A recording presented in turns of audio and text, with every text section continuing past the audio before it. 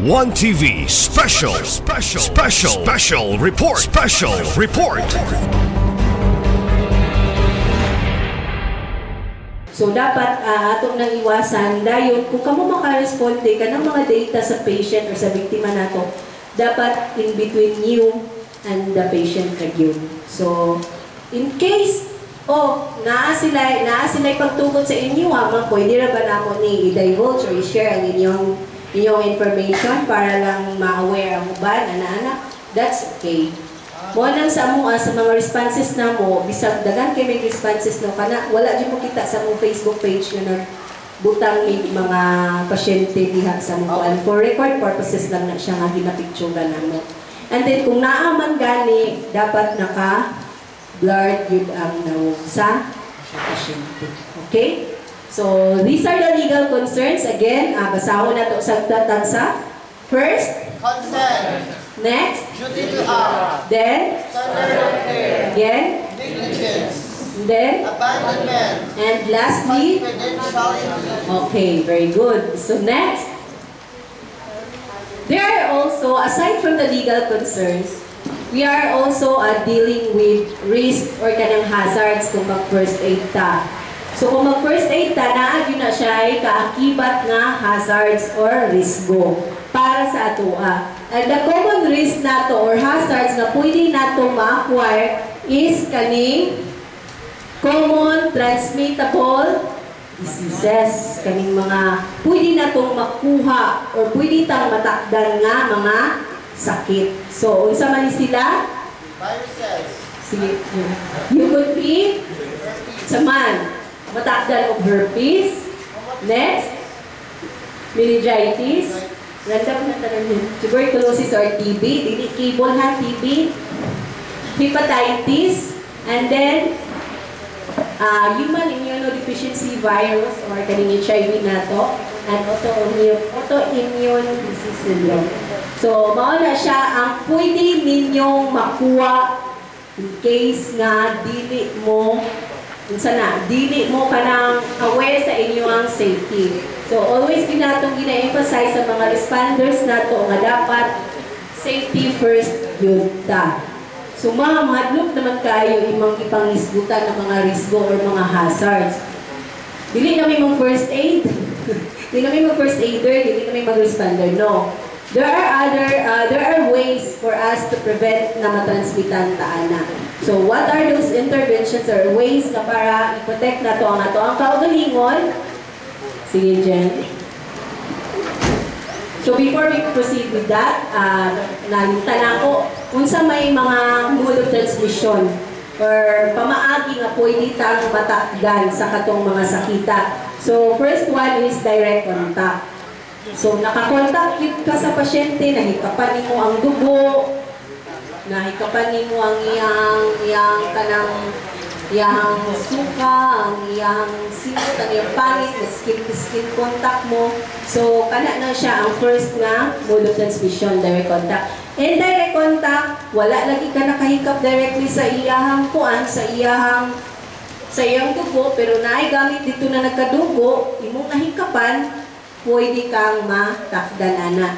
And then, kaning airborne transmission, by talking lang, nag-conversation lang mo sa katong pasyente, kaya interview nimo, tapos wala ka kabalo nga na, dahil ko siya cable. Kabalo mo siya cable.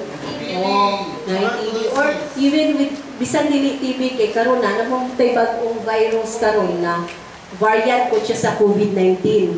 So, kana na po na itong ginabantayan karon, so mo na siya ginatawag ng flirt virus. Igapos kay na virus, no? Kay flirt man. So, unsa kay sintomas ani no? Katol-katol. So, naatay bagong variant karon. So, kana na po na ito ang kuan. Same lang siya og signs and symptoms sa COVID-19 kay variant man siya. So, kana po na ito ang likayan matakdan ta. So, through airborne transmission, gastorya lang mo pwede tang matakdan ana and bites kung napaakan mo sa katong naanay biktima ma'am. Yes, possibly na. Especially karon nga taas kayo ang rate sa ato ang rabies. Kanang iro bitaw kay tungod sa kainit mas kuan ang kagawa na sa rabies nato. So kanang mga stray dogs nga wala na vaccine nato or mga iring pwede na sila maka-cause of rabies. Kung ang tao makapaakot sa imo nga natakdan ng rabies, pwede po ka matakdan. Okay? So, kani, hadlok naman kayo ito paminawon, ma'am. No, dili ka mahadlok kay naamay mga pamaagi nga pwede na to protektahan ang atuang kaugalingon. So, mao ni siya ang ato ang ways na prevent that or protektahan ang ato ang self against those diseases. Diba? Ito na to. So first is kaning universal precautions nato. This is a set of strategies developed to prevent blood-borne pathogens. So pinaka-basic na example ani is kaning regular hand washing. So mao lagi na kung naka-remember mo during pandemic, naagi mga hand washing facility ang atong kada barangay para mag-practice sa ilang hand washing. Dayon next is body substance isolation or BSI. Dili kay maklaro mo. These are precautions taken to isolate, to prevent risk of exposure from body secretions and any other type of body substance such as urine, ihi, vomit or kanang suka, feces or kanang pH, and then sweat or sputum. Kanang ilang luwa. Pwede na siya makapansa doon. And then personal protective equipment or PPE.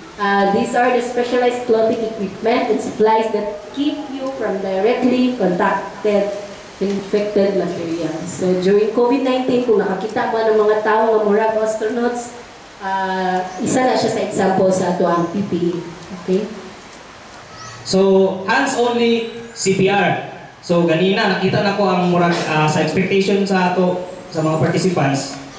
Though, consider lang kay murag most inyo is first time niyo mag-attend og ingani, di ba?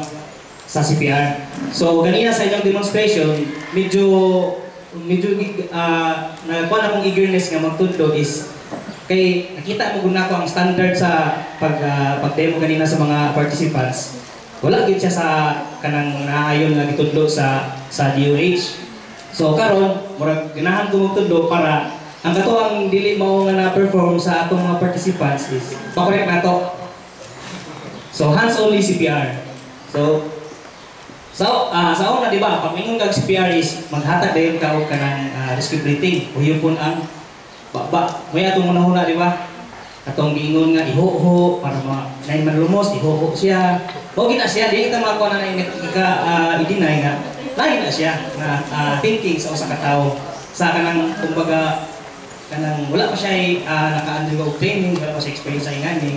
So karon nato i-correct. So hands only CPR. Basic steps in hands only CPR in time of infectious outbreak. So since sa una wala pa may COVID, lahi ang steps nga follow ni DOH. So pag-abot sa COVID, so ilang di-regulate diba na face mask, face shield, daghang mga regulations na ginapang-implement para makontrol na to ang spread ni COVID-19. So until karon wala pa gyapon nawala ang COVID, na po yung bagong variant sa gingon ni Ma'am ganina katong flirt variant sa COVID-19. Oh. Flirt itong gingon ni Ma'am ganina. Oh. So hands only CPR in new normal. So sa wala pa yung COVID, ang atong hands-only CPR is kanilang si check, call, o si compress. Kaning sa number 5 si connect, di pa kayo ni siya applicable sa inyo kay since considered as lay rescuers pa man ta kamo, so di lang sa 5 sa connect, which is magamit ta og kanang automated external defibrillator. So katong itong gabantay mo ng kanang kurentihan, pagkadali ng istorya, kurentihan. Katong maghatag tao siya sa usa ka victim. So, dili lang ta sa number 4. So, sa una, check, call, then compress. Ang nakadugang karon sa COVID-19 nga protocol is ang cover. So, unsa i-cover ana? Ang baba. So, check.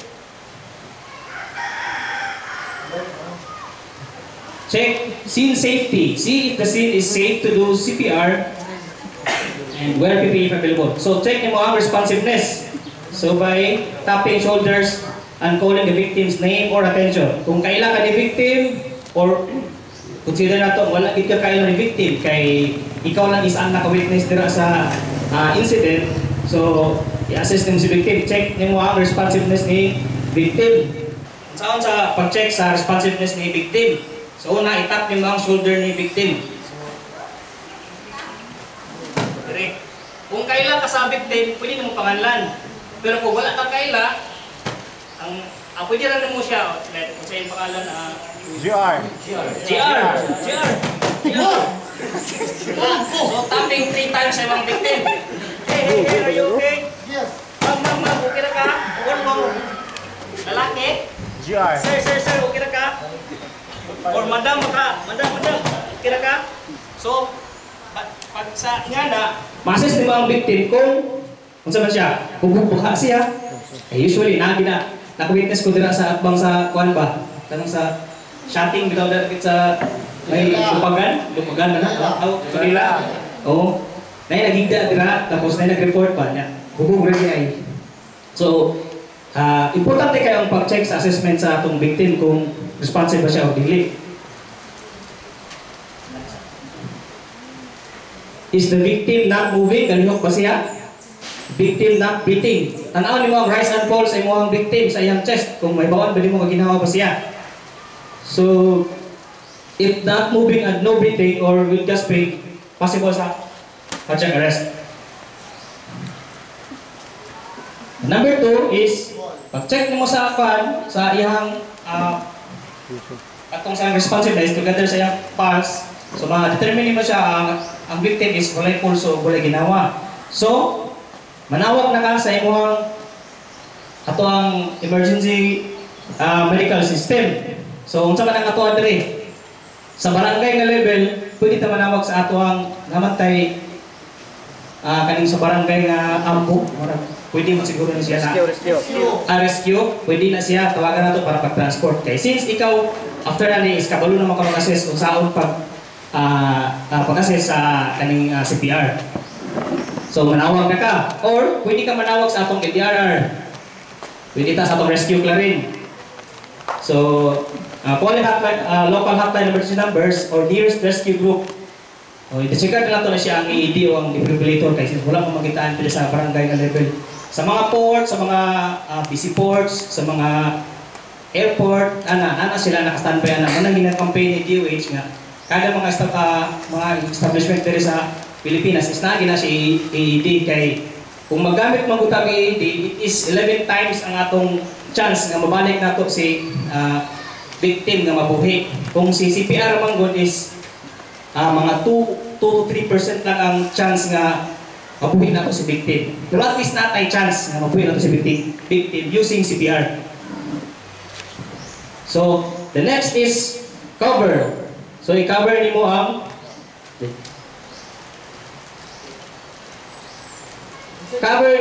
cover nimo ang victims, cover victims' mouth and nose with surgical mask or cloth. Pwede ani. Example, emergency, di ba ka magsigig dala-dala ni ingani extra kay imuha raman, di ba? Kung sa imong buhaton, pwede panyo or any nga matawunan nimo ang baba sa among victim para ma-prevent to ang mga takod nga mga sakit nga gi-mention ni ma'am ganina nakadumdum ka to.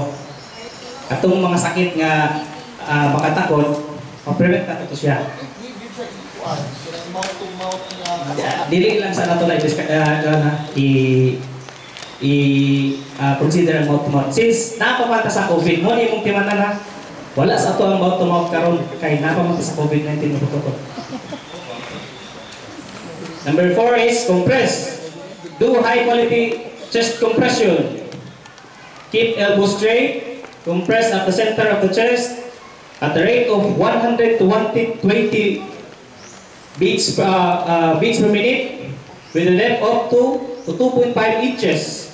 Allow chest recoil. Repeat every 2 minutes until EMS arrive. So, 2 minutes din mo na siya buhaton. So, ingat niya ang sequence sa keep elbow straight. So, naka-straight yung elbow ha. Unya, pag mag-perform mo, na may ibang participants, pagka naanak na sila. So karon pag-perform ninyo, nakalak inyong elbows. Nakalak ang elbows. Compress at the center of the chest. Center of the chest ha. Diri sa imong imaginary nipple line, kani diri ang chest. So diri ang imong hilom sa imong hand. Diri siya sa center of the chest. Then allow chest recoil. Ang chest recoil is pag i-compress nimo, mubalik ang chest sa imong victim. Diri. Kanil ka sa victim. Diri sa iyang shoulder, between sa imong legs. So ang kani imong isa ka kamot, imong dominant or depende sa comfortable. Diri sa heel. Kana. Consider nga nakabutang tag face mask ha, kay di mo lang nako kung saan pag-compress. Diri. Ang imong chest recoil kani kinahanglan dili ka dili ni masahan imong kamot nga. Dili. Kung mag-compress, dili ka masigig. Ana, dili, di ba? Tapos pag-compress nimo, dili ka masigig. Imong ulo, dili nimo ni. Ay, dali na kakapuyon ana. Imong elbow, ilan mo ha? Dili ka masigig. Ana. Dili ka mananaon. Kay nakita na ko sa internet ng God, ilang nananaon ang victim ba? Siguro dito mapanti wala mo sila ang kumbaga basic knowledge siya kana sa pag-assess sa CPR. So ani nang naka-straight ka 90 degrees imong elbow dire tapos pag compress nimo kinahanglan ang imong mata nakatutok sa imong victim kay basig mabuhay na, okay? Basig mabuhay na. Okay. Ang pag-count nimo is 1, 2, 3, 4, 5, 6, 7, 8, 9, 10, 11, 12, 14, 15, 16, 17, 18, 19, 20, 1, 2, 3, 4, 5, 6, 7, 8, 9, 1. First cycle. So pila ka cycle? 5. 5 cycle. 30 compression, 5 cycle. So, pila ka cycle? 1. 1. 1, 2, 3, 4, 5, 6, 7, 8, 9, 10, 11, 12, 13, 14, 15, 16, 17, 18, 19, 20, 1, 3, 4, 5, 6, 7, 8, 9, 2, 1, 2, 3, 4, 5, 6, 7, 8, 9, 10, 11, 12, 13, 14, 15, 16, 18, 20, 1, 2, 3, 4, 5, 6, 7, 8, 9, 5. 3. Assume na to 5 na ang cycle ha. 5 cycle. Kasi buhaton nimo. Check nyo ang assessment ni i-assess nimo si victim kung nakalit na ang pulso or wala. So dito para to ang step by step nga basta inyong timanan ang quality sa CPR ha. Ang components of high quality CPR. Elbow straight, compressed at the center of the chest. Dili sa tiyan ha. What if sa imaginary nipple line ang yung nipple pinadre? Babae, dili pagyapon. Asa ka? Kay between man sa imaginary nipple line. So dire gyapon. Ay naman ang heart dire. Wala ang heart dire sa tiyan.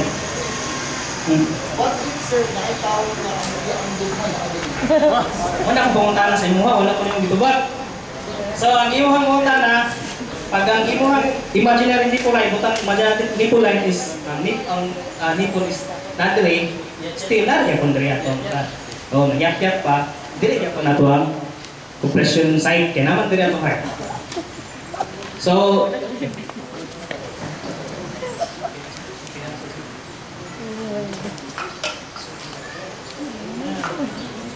kani siya number 5, ato lang siya i-disregard. So, ang question, kanusa man ta tanda ko CPR? Kanusa ta mag-stop og CPR? Kanusa ta dili sa mag-CPR? So, ako ni-explain. So, when to start CPR, ano sa ta magsugod? If you see a victim who is unconscious or unresponsive, so nawalan ng malay ang atong victim, imo siya kitap yung shoulder, di siya mutubag, so unresponsive siya. Dili lang siya kay bubog, balong gikanak bubog o dili, unresponsive siya.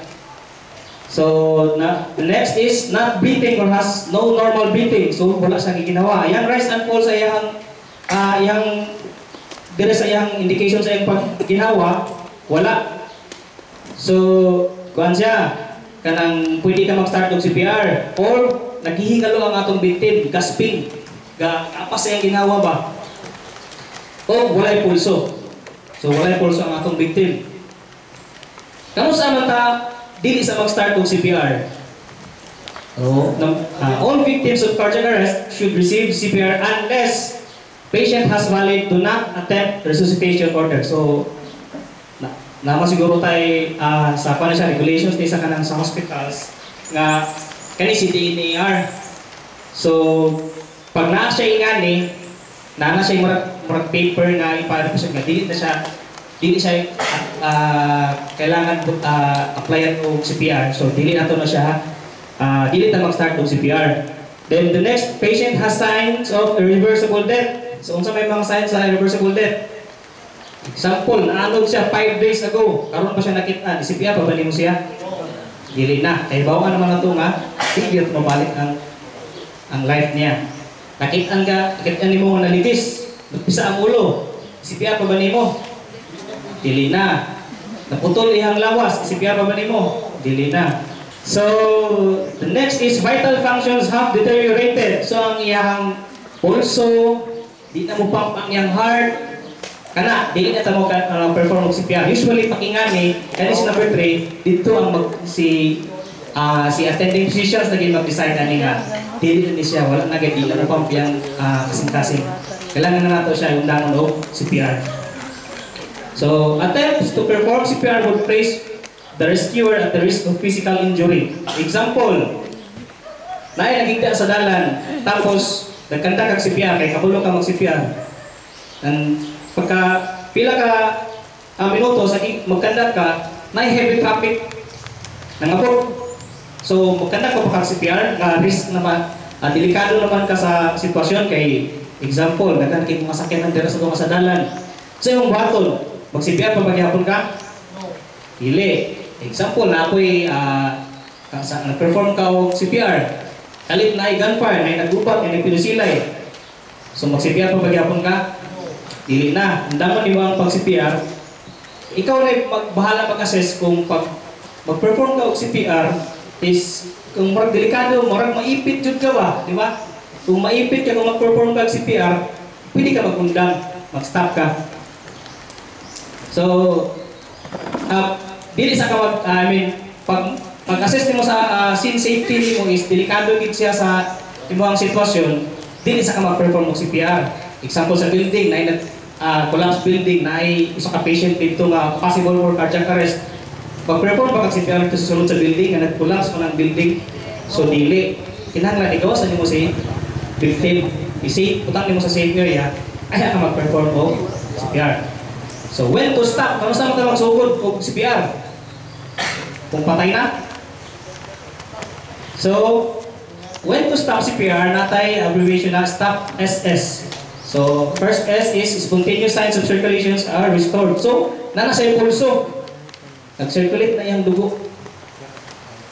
Then, D, turn over to medical services or properly trained and authorized personnel. Example, ikay nag-perform kag CPR diri sa inyong barangay, tapos ikay nakauban sa inyong rescue vehicle.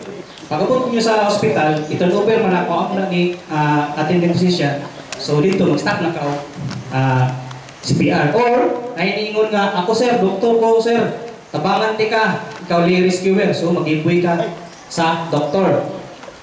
So letter O is operator is already exhausted and cannot continue CPR. So kinsa man si operator? Muli siya ang katong nag-perform og CPR. Ikapoy na si operator, ikapoy na kanang kay dili gid sayon mag-CPR gyud. So pagkapoy na si operator, pwede siya magundang. So physicians assume responsibility o si physician pagabot niya sa kuan is wala na ni, patay na ni siya. yan ang i-take over ng responsibility. So, undang na ka CPR na. S, scene becomes unsafe. So, dati pag assess mo sa scene is safe pa siya. Tapos, nagkalit o ka-unsafe ang sitwasyon. So, ikaw na yung base mong common sense nga, ay, undang na ko kay basig ako na may madilikado ani. Kalit lang niya sunog, or kalit baka na natumbang poste, basig pakurentihan ka, anak. So, nana sa mga common sense kung saan mo pag-undang. Kung delikado ba sa imong kagalingon, kung ipadayon pa nimo ang pag-perform sa CPR. S is signed waiver to stop CPR. Sa hospital na siya, sa gara na. Ayan na siya i-CPR doc kay maluoy na ko sa akong 105 years old nga lola. Nangailangan na siya stop na lang siya ng CPR. Arrest na lang si lola.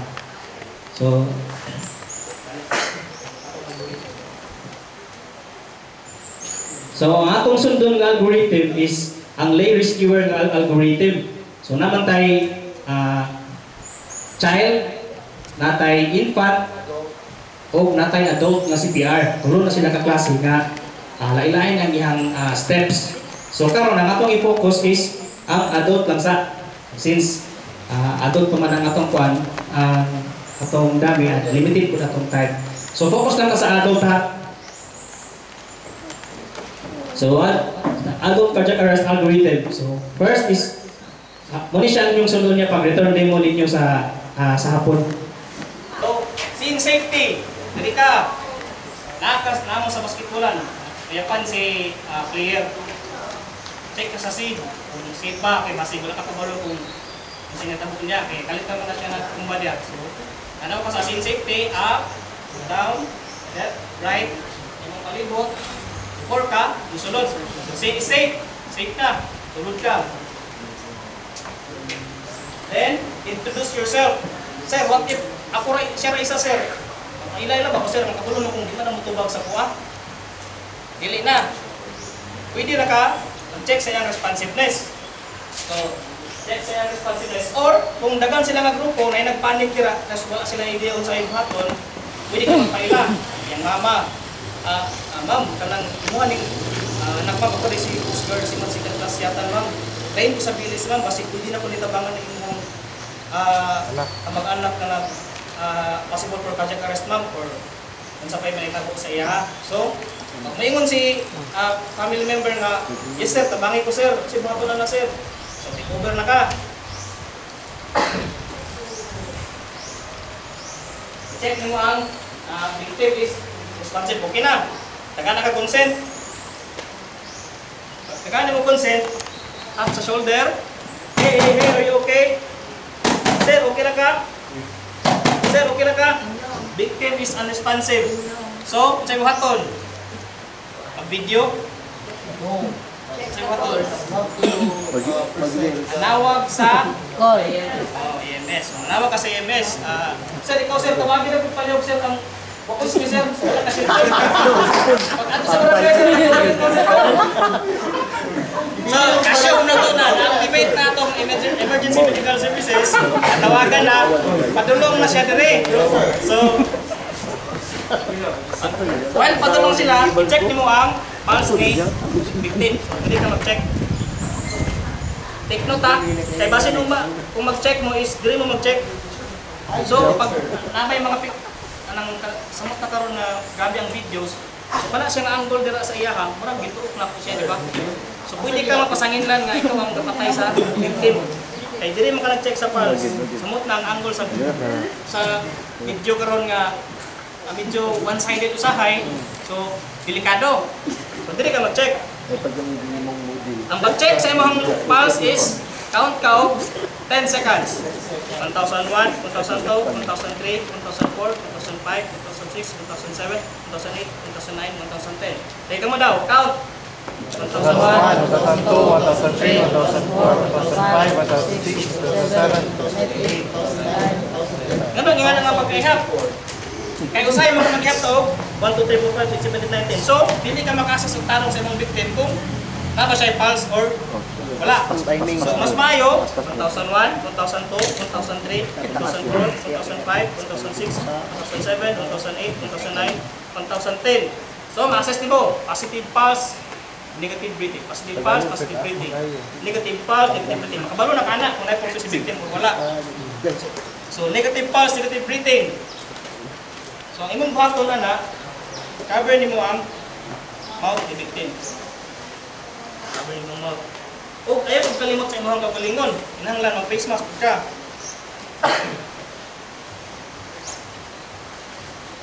Then, after ana, mag-perform ka og CPR. So, high quality CPR. Okay. Sabayan ko ninyo count ha. Pila to? 30. 5 pressure. 5 cycle. Okay. 1, 2, 3, 4, 5, 6, 7, 8, 9, 10, 11, 12, 13, 14, 15, 16, 17, 18, 19, 20, 21, 22, 23, 24, 25, 6, 7, 8, 9, 1, 2, 3, 4, 5, 6, 7, 8, 9, 10, 11, 12, 13, 14, 15, 16, 17, 18, 19, 20, 21, 22, 23, 24, 25, 6, 7, 8, 9, 2, 1, 2, 3, 4, 5, 6, 7, 8, 9, 10, 11, 12, 13, 14, 15, 16, 17, 18, 19, 20, 21, 22, 23, 24, 5, 6, 7, 8, 9, 3, 1, 2, 3, 4, 5, 6, 7, 8, 9, 10, 11, 12, 13, 14, 15, 16, 17, 18, 19, 20, 21, 22, 23, 24, 5, 6, 7, 8, 9, 4, 1, 2, 3, 4, 5, 6, 7, 8, 9, 10, 11, 12, 13, 14, 15, 16, 17, 19, 20, 21, 22, 23, 24, 5, 6, 7, 8, 9, 5. After na, check nimo ang vitals. So, also, count. 1,001, 1,002, 1,003, 1,004, 1,005, 1,006, 1,007, 1,008. Negative pulse, negative breathing, kung sa'yo paton. Do it again. 5 cycles, hangtod sa matot ang EMS, or balik na ito ang kinabuhi ni victim. So, kung sa'yo may timailhan nga nabalik na ito ang kinabuhi ni victim. Tingos pa siya, kung drowning incident, magsuka na siya, responsive na siya. Usually, pag mag-anak ka, tapos masakitan, sakit na bubili ang kaning pag-performance siya. Manakbuhi na sila ang victim, or magsuka na siya, manakbuhi na siya. Kaya, dapat nakita sa Facebook, ang iyang victim nga gwapa kayo, puti, na buhi na unta, na sige siya, ang babae, yan lagi akong try ng CPR. So, which is, undang-unda. Tapos, ikot na ito to recovery position ang victim. So, pag recovery position, ikaw sir, Ali sir. Da. Ito ko yung iba, sir. Kaya na.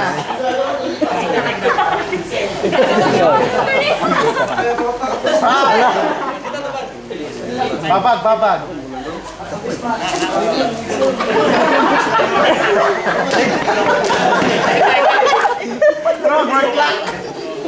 Recovery position ha.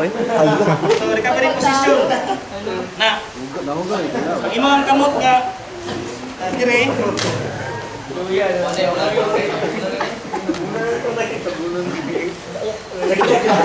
Yan ka? Dali ka na sa tingkat.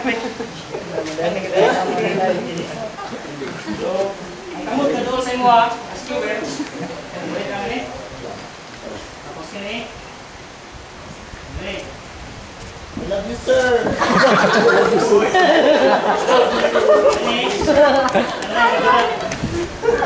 Mana ni mo ang demo ko niya. So pag gagawin mo is ulit mo si victim din.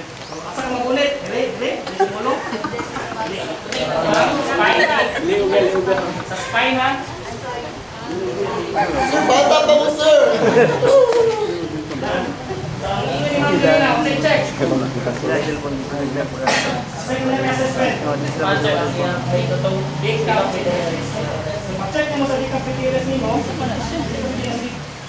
Ano lang. So pag-assess mo sa iyong decapitated is ano mo? So may dugo. Sakit kayo, sir? Ang gahay.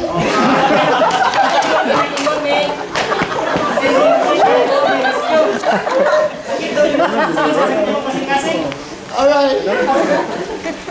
Check mo dire. Uli kang BLS. Uli kang BLS. May balik result. Oh. Sayang pa. Yun ang ipon ka. So kung wala, karon, adulong mo sa hospital. Lagyan mo, nakuha mo ang iyang consciousness ni victim. Adulong mo sa hospital. Kasi bato nimo. Snap. Every 5 minutes, monitoron nimo ang vitals ni victim. Istoryahan nimo siya. Ano nimo nga anong disco man ka, dapat natulog na ka. So, i-check nimo ang iyang pulso, kung ako ba siya, kay wala mo na siya kung hindi mo monitoron every 5 minutes. Kung unstable, kung stable si victim, 5 minutes mo siya monitoron sa iyang vitals. Pero what if adulong mo sa ospital, nawala ang vitals si victim, si buhaton? Madulong sa hospital, nawala ang vitals sa wala yung pulso, si buhaton. Istanbul. Si buhaton pag balik ni Pagkaw si CPR, kan mawala na po. Same ra gyapon. Compressions, 5 cycles, 2 minutes, 10 seconds na checking sa pulse, tapos after 2 minutes of compression, balik ko gyapon, balik na po ka. Actually, man. Wala dyan. Gaging naman ang sige. Apit na yun. Wala nila.